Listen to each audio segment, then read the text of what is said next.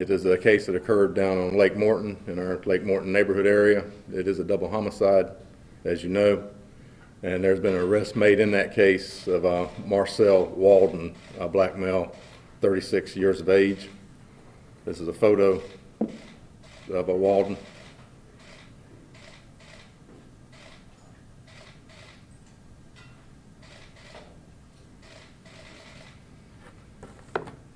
The case came to us, as you know, from our original release as just a check the welfare case. Our Uniform Patrol Division responded quickly, came across a tremendous scene. They began to secure that scene, stabilize, make sure the neighborhood was safe. From there, our criminal investigations detectives began their work, working in conjunction with our state attorney's office. They worked through the night and through the next day. Tremendous amount of crime scene work that our crime scene folks had to go through on this case, but we're very pleased at the work they have done.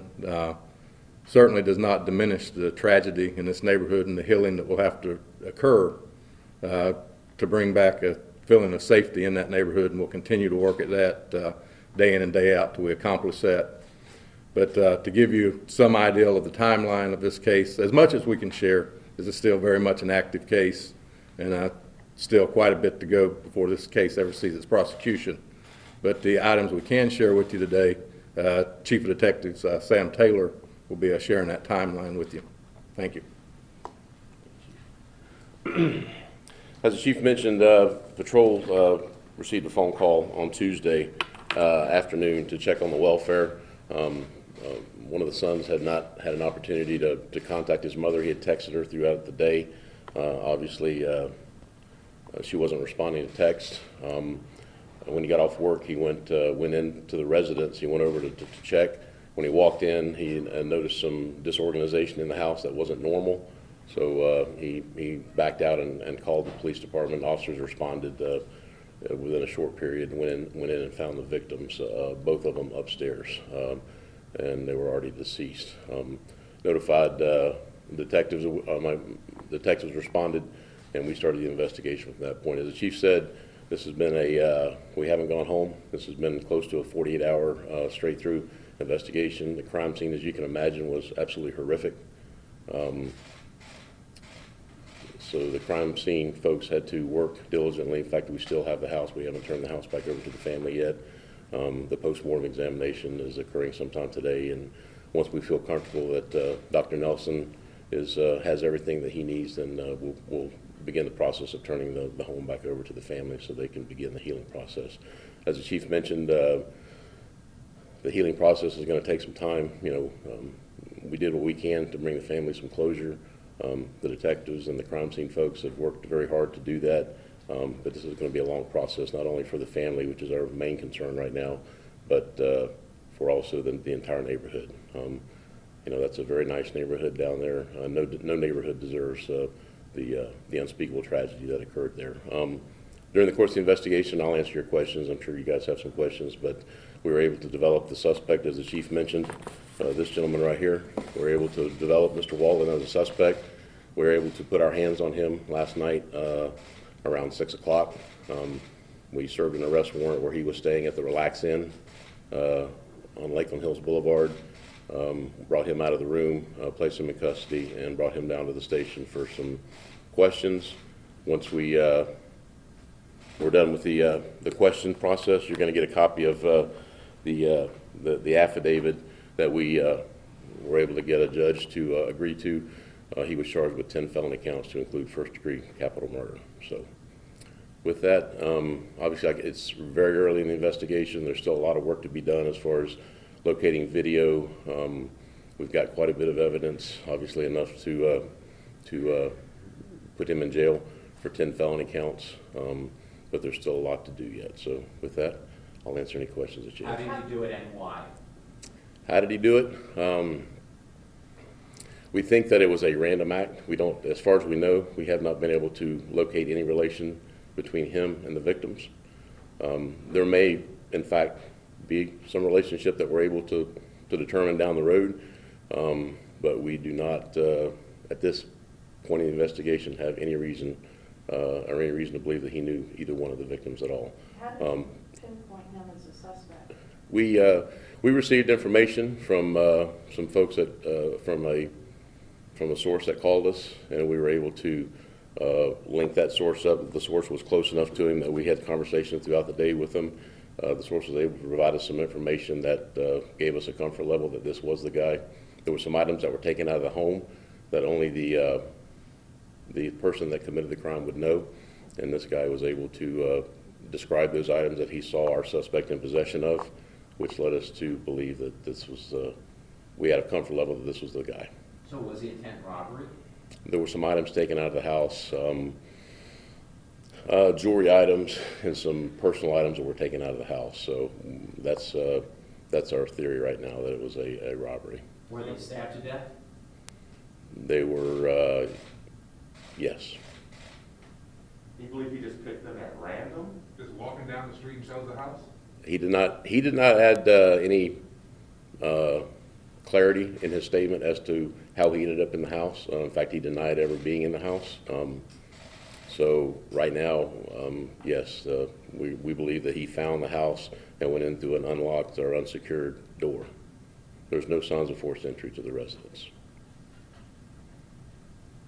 This is not his first rodeo. He has a long history. What is that?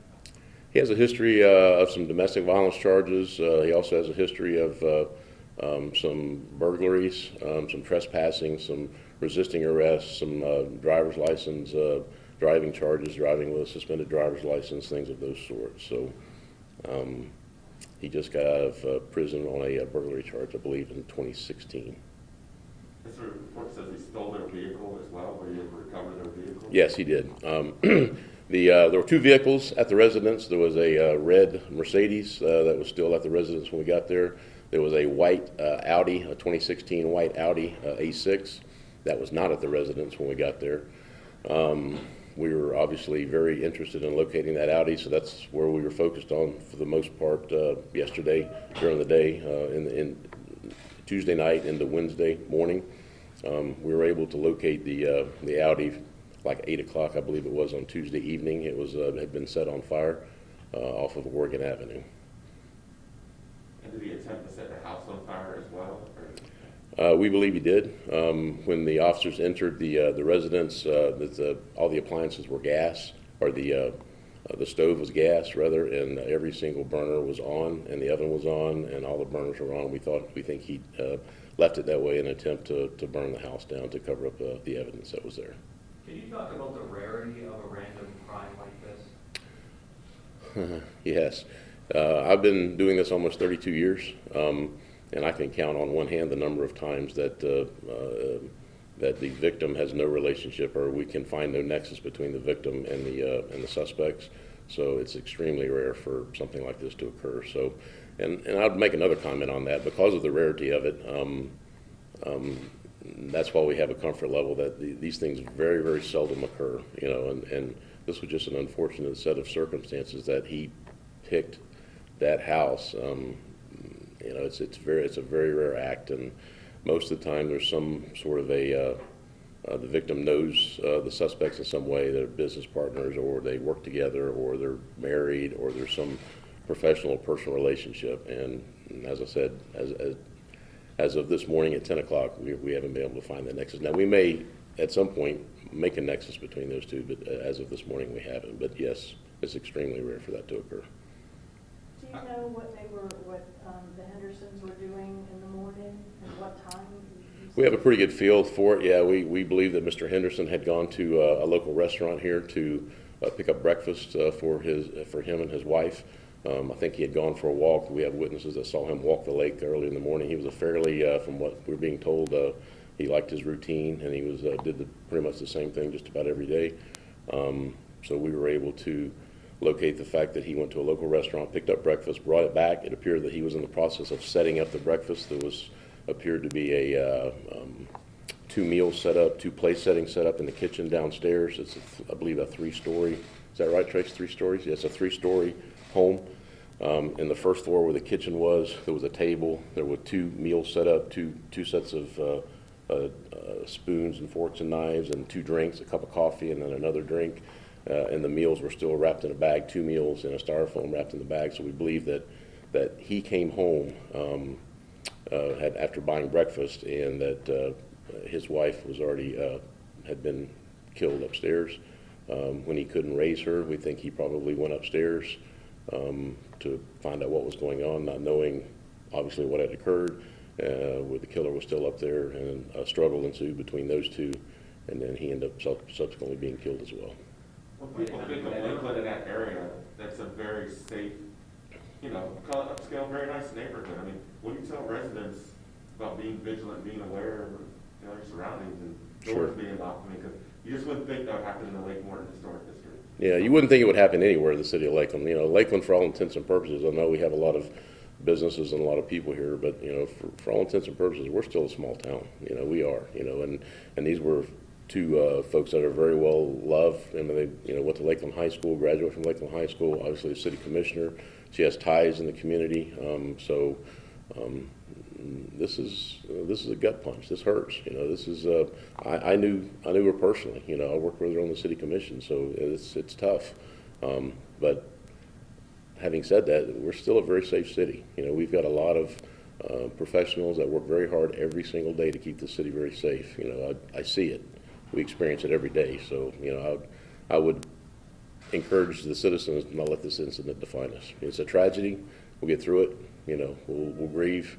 You know, but we'll get through it, and you know, the sun will come up tomorrow. You know, we'll do the best we can to wrap our arms around the family, and you know, and do the best we can to make it better. And this is just the first step. You know, putting this guy in jail. Was he homeless? Did he live around the lake? Or? He had the address he gave us was on Herschel. That he has some relatives. I believe it was his mother that lived somewhere on Herschel. But at the time, he was basically staying with friends and hotels to hotel. He told us we actually arrested him out of the Relax Inn on Lakeland Hills Boulevard. The previous location he was at the Lake Wire Inn on Florida Avenue. Has he been cooperative with you? Has he spoken to you at length about what transpired? He made some, I wouldn't want to quantify him as confessions. He made some admissions relative to everything but the homicide. He made some admissions relative to attempting to cash a check. He made some admissions relative to using the credit cards. He made some admissions relative to burning the car, but he didn't make anything significant statements concerning the homicides. So. Did he injure her in any other way?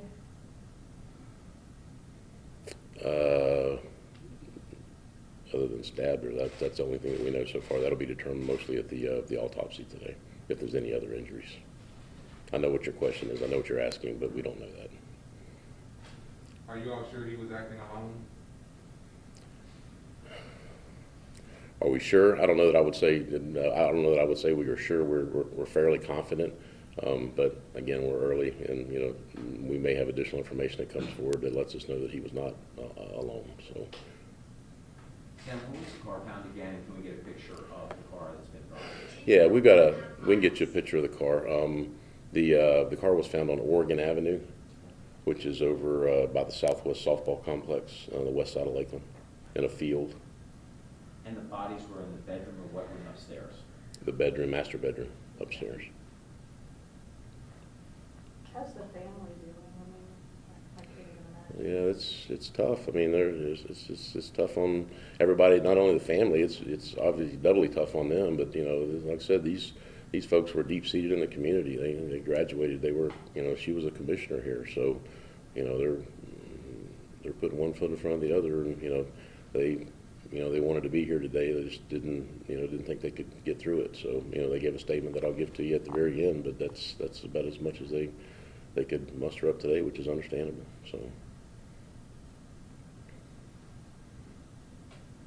Anything else? You guys are good. Let me read this statement from the family. This is from the family. They asked us to read this in lieu of them being here. But they said they wish to thank everyone at the Lakeland Police Department, detectives, and everyone that has helped out over the past few days to help them understand this tragic event. Your diligence and continued effort in bringing those responsible to justice is deeply appreciated. We are comforted to know that a suspect has been apprehended, but nothing can truly compensate for the loss to our family and to our community. We appreciate all the thoughts and prayers from family and friends and the entire community. We truly feel the love and support, and we are forever grateful that the support and respect for privacy during this time will be respected. And that is from Todd and Sarah Bayless and Will Henderson, and we can get you a copy of that as well, so you guys can put that verbatim. So, all right. Oh, Did Mr. Boynton see anything, did he see anything? Is that what you're asking? hear anything? Not that I'm aware of, no. Not that I'm aware of. I didn't interview him, so he was interviewed, but I didn't interview him, so not that I'm aware of, no. So, thank you guys for coming out. I know this has been a tragic event for Lakeland, but as I said, the sun will come up tomorrow. We'll get through it. Those folks in the back of the room, I want to personally thank them for their efforts. You know, it's traumatic on the family, and we'll never know the pain they're going through. But you know, these guys and the folks in the crime scene live this. You know, this is what they do. They're professionals. I'd stack them up against anybody in the state. You know, every single day and twice on Sunday. But those guys did a tremendous job. This was a true, as we say, whodunit originally, but they continued to work and work and work, and within 24 hours we had somebody in jail, and he's been charged with 10 felonies, as I said. So this is our guy, and we're going to continue to investigate, and if there's additional people, we're going to go get them as well. So thank you guys for coming out, and we'll get you copies of anything you need. So thank you guys.